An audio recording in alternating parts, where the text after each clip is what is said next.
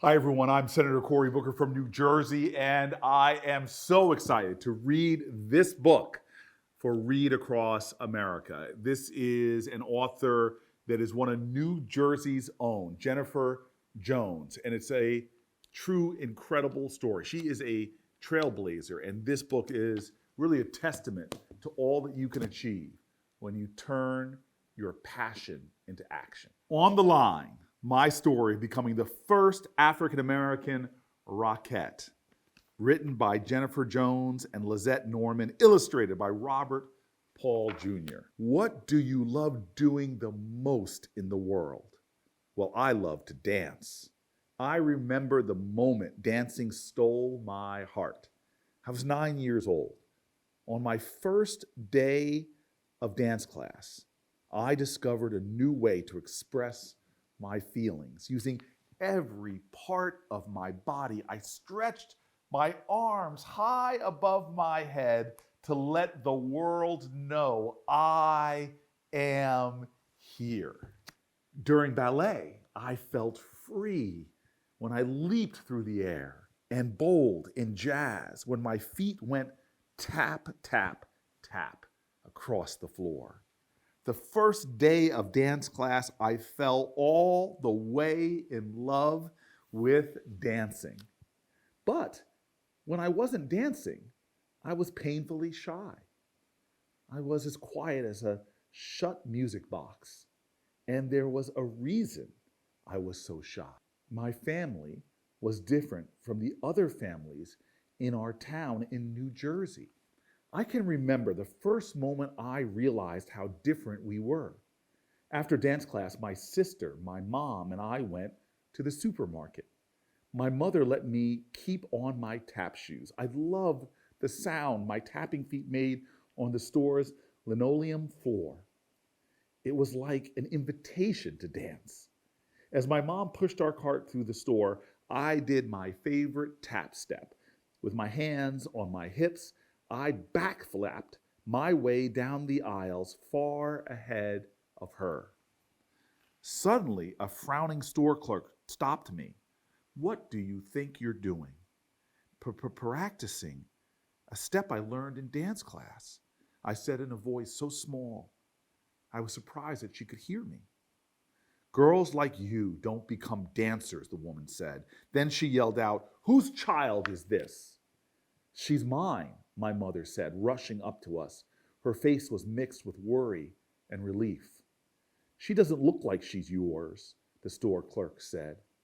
The woman didn't believe her because my mom is white and my skin is a beautiful golden brown.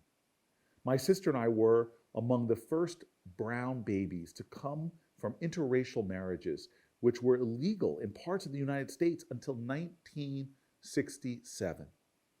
My dad is black, and back then many white people didn't think people of different races should marry. But my mom wouldn't stand for the woman's ignorance. "You don't know what you're talking about," she replied. When we got home from grocery shopping, my mother called my dad at work, not to tell him about the woman at the supermarket. Instead, she asked him to bring home a large piece of linoleum. My sister Cheryl and I helped him bring it into the house. He took the piece of linoleum down to the basement and laid it flat on the cement floor. My mother told me, "Dance the way you dance in the grocery store, my sweet child." And I did. Every day while my dad sat at his desk to work, I danced. While black people marched in the streets for equal rights, I danced. I tapped and twirled on my sweet sounding piece of linoleum. It didn't matter that my family was different. Dancing freed me from the fear of my family not looking like anyone else's and people who didn't agree with interracial marriage. Dancing made me feel less alone.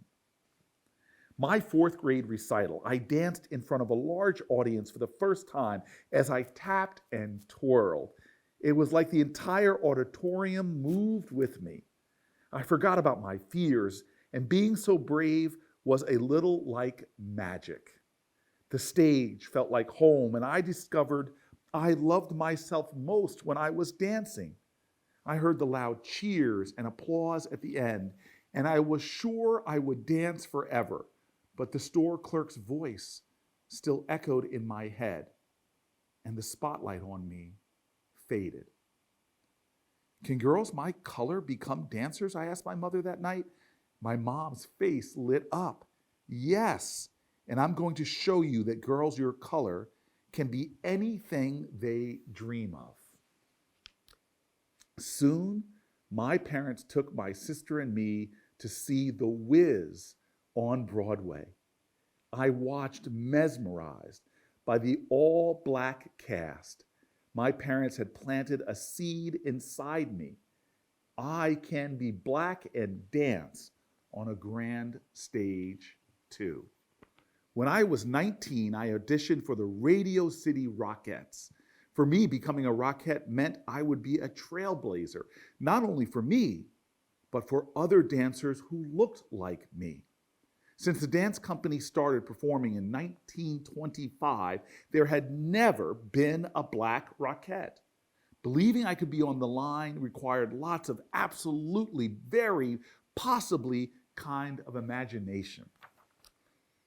I didn't see another black dancer on the long audition line and considered leaving a few times. Then my mother's tender voice spoke in my head. Girls your color can be anything they dream of. It felt like a million eyes were on me when they checked my height with the official Rockette's measuring stick. If I didn't make the height, I'd be turned away. And not bringing the proper shoes sure didn't help, but no matter, I was ready to show off my skills in ballet, tap, and jazz. First, a wave of violin strings sent me pirouette spiraling. Then snappy rhythms got me toe tapping and jazz jamming all about. Hardest of all were the 20 eye-level kicks. Standing tall and straight-backed, I kicked as high as my legs could go. Not nervous, but buzzing with excitement, I danced like I had done the routines 100 times before. I danced like I belonged. She's talking about me, I yelled when I heard it on the news a few months later.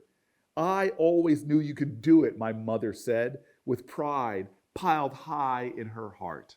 I never set out to break racial barriers, but I was ready to take on my new role. And if I hadn't stayed on that audition line, I would have never made it onto the Rockette line. Stepping onto the Radio City Music Hall stage for the first time took my breath away. My stomach was a carnival of butterflies. Many people came to see the first African-American Rockette. To calm my nerves, I imagined I was down in our basement, dancing on a piece of sweet-sounding linoleum with just my parents and sister there, cheering me on. 36 Rockettes dressed in identical, colorful costumes, a microphone hidden in the heels of our tap shoes, 72 unified legs performing 300 eye-high kicks. We all danced as one. Afterwards, I cried with joy. Doing what I loved most had led me to one of the greatest stages in the world. That day, I made history as the first African-American Rockette.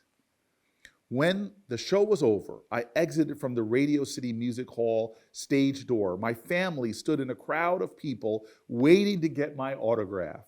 There were also news reporters requesting interviews and photographs with bright flashing lights. I reached out for my mother's hand and pulled her into a tight hug. She stood beside me, and together we posed for pictures. Her endless support and belief in me helped the seed she planted in me long before blossom into that sweet, historic day.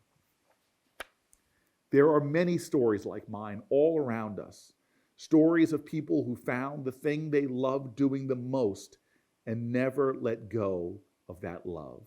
Stories about families and communities that help us discover where we belong. What will your Story B. The world can't wait to find out.